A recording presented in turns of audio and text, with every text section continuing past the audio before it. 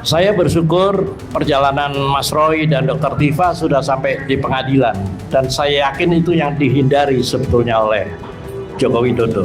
Hampir semua tersangka, beberapa tersangka mengatakan store ke Joko Widodo. Itu fakta persidangan. Kenapa ini tidak dikejar?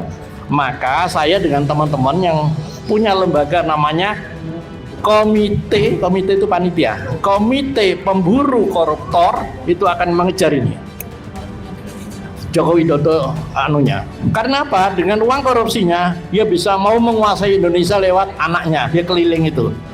Jadi gambarnya gajah, cocok itu petunjuk Tuhan sebetulnya. Gajah itu gak punya ijazah gitu loh, gajah. Dengan kasus korupsi Joko Widodo palsu ini, kita kembali bahwa dia tidak sah sebagai presiden, dari semua yang ditandatangani oleh dia menjadi tanggung jawab pribadi, seperti kasusnya Najib Razak di Malaysia. Itu tujuan kita. Saya bersyukur bahwa saya ada di tengah-tengah para pejuang yang selama ini saya merasa sendirian, ternyata banyak juga gitu. Jadi ketika saya menggugat Undang-Undang Dasar 45 palsu, saya sendirian memang. Terus kemudian kemarin waktu saya menggugat keberadaan Jakarta sebagai ibu kota juga sendirian. Tapi sekarang saya bersyukur banyak yang hadir. Pak Setia Soeharto kita ketemu di Bandung. Ada dua hal yang ingin saya sampaikan. Satu masalah kedaulatan rakyat, yang kedua masalah Joko Widodo. Saya bersyukur perjalanan Mas Roy dan Dr. Tifa sudah sampai di pengadilan, dan saya yakin itu yang dihindari sebetulnya oleh Joko Widodo. Joko Widodo palsu. Jadi saya menemukan satu data, saya bekerja sama dengan Michael, bahwa memang kalau UGM menyatakan Joko Widodo itu ada memang, tapi bukan dia. Itu yang pakai kacamata dan berkumis itu alumni SMA Negeri 6 Yogyakarta. Keberadaannya di mana? Nanti Pak Setia Soeharto yang koordinasi sama saya tahu info-infonya karena beliau ada di institusi intelijen, jadi saya kira itu. Jadi waktu kasus ijazah ini bergulir, saya bertanya-tanya, kenapa sih kok bisa berlarut-larut? Kalau di dunianya Pak Setia Soeharto itu disepsi, penyesatan, apa yang disesatkan dengan perjalanan ijazah ini? Ternyata saya menemukan dua hal. Satu, tentang hilangnya status Jakarta sebagai ibu kota negara. Jadi waktu zaman kemerdekaan dulu, para senior-senior atau para pendahulu kita, ketika Jakarta jatuh maka ibu kota dipindahkan ke Jogja. Karena itu teorinya, kalau mau menguasai satu negara, kuasai dulu ibu kotanya. Sekarang ibu kota kita itu tidak jelas saat sebelum saya gugat. Nah, waktu saya gugat di MK, memang gugatan saya ditolak, tapi petitumnya diangkat bahwa Jakarta kembali menjadi ibu kota negara. Jadi saya bersyukur.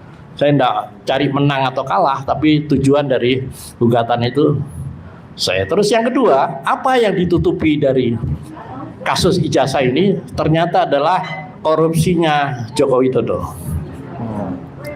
Jadi sesuai dengan yang kita baca tentang OCCRP, tidak mungkin lembaga sebesar itu bohong. Pasti dia punya data. Yang kedua, hampir semua tersangka, beberapa tersangka mengatakan store ke Joko Widodo. Itu fakta persidangan. Kenapa ini tidak dikejar?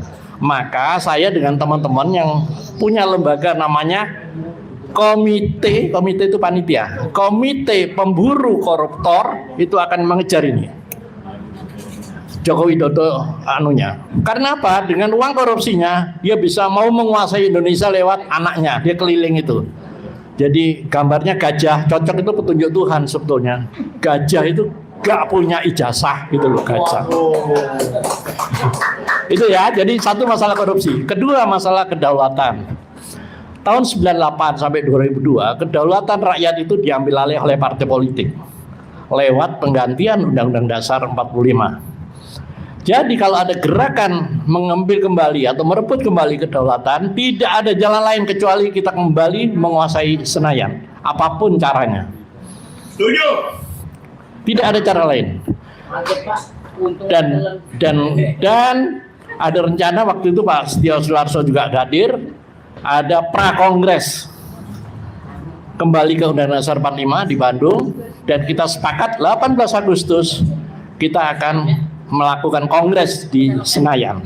Tapi Dr. Jun, mungkin boleh saya tambahkan 2 tempat di mana saya pernah membaca atau mendengar soal kembali ke Undang-Undang Dasar 45. Satu adalah di ADART Partai Gerindra. Ya betul. Yang kedua adalah saat Ahmad Muzani ditanyai wartawan saat selesai dari ziarah atau ini ya melayat ke Pak Trisutrisno. Waktu itu diwawancara oleh wartawan dan pertanyaannya kembali ke Undang-Undang Dasar 45. Ya, Ahmad Muzani dan Partai Gerindra dan Pak Prabowo ya harusnya ya komit untuk kembali ke Undang-Undang Dasar 45. Kenapa sudah 2 tahun tidak dijalankan juga dong?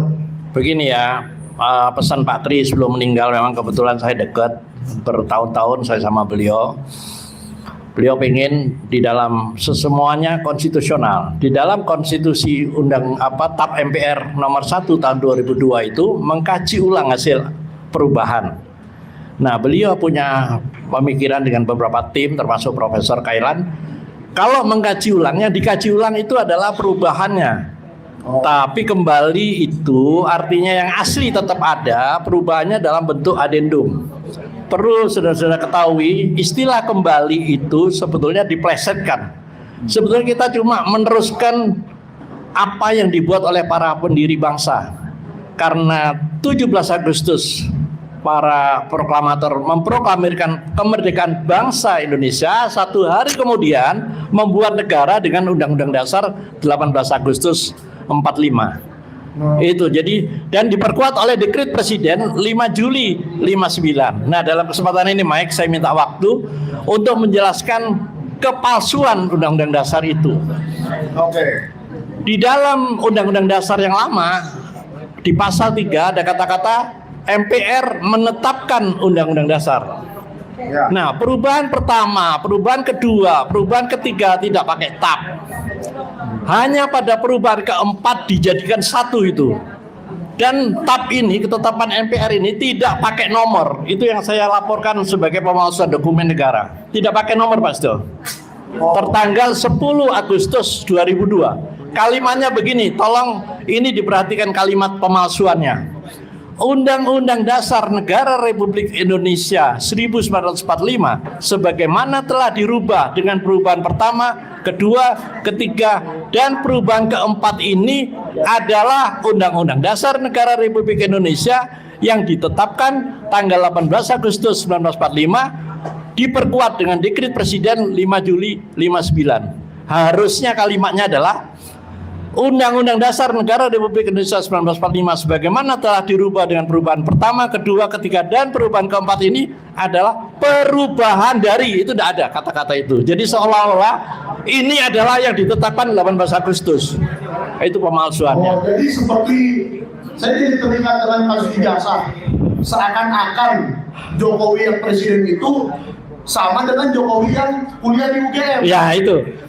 Tapi bukan ada perubahan dari ya. Bukan. Harusnya ada dibilang ijazah ini adalah perubahan dari. Kan kita jadi nggak mempersoalkan ijazah ya.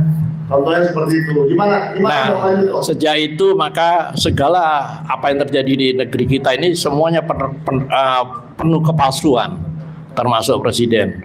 Dan saya berharap dengan kasus korupsi Joko Widodo palsu ini kita kembali bahwa dia tidak sah sebagai presiden, dari semua yang ditandatangani oleh dia menjadi tanggung jawab pribadi, seperti kasusnya Najib Razak di Malaysia. Itu tujuan kita. Wow. Jadi di Malaysia sudah terjadi ya? Ya.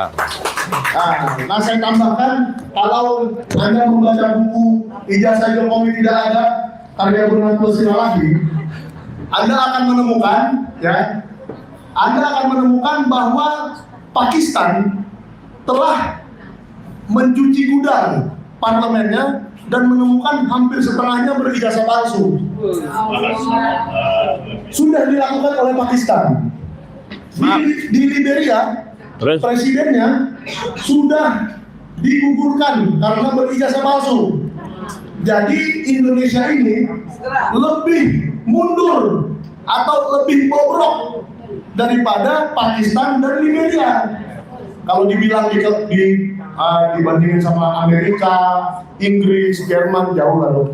Jadi saya satu informasi lagi, kemarin saya di Surabaya ketemu Denny Iskandar, itu yang mewawancarai Jokowi Widodo palsu. Dia bilang ini tidak sama antara foto dan orangnya, berarti ini punya orang lain, satu. Kedua, dia ngomong tentang pasar pramuka, bahwa memang di pasar pramuka itu tempat mencetak ijazah-ijazah palsu.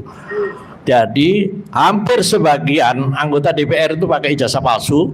Kemudian kepala-kepala daerah, bupati dari satu partai, saya belum saatnya saya menyebut partai ini, itu yang dari partai pemenang waktu itu nyetaknya di pasar pramuka.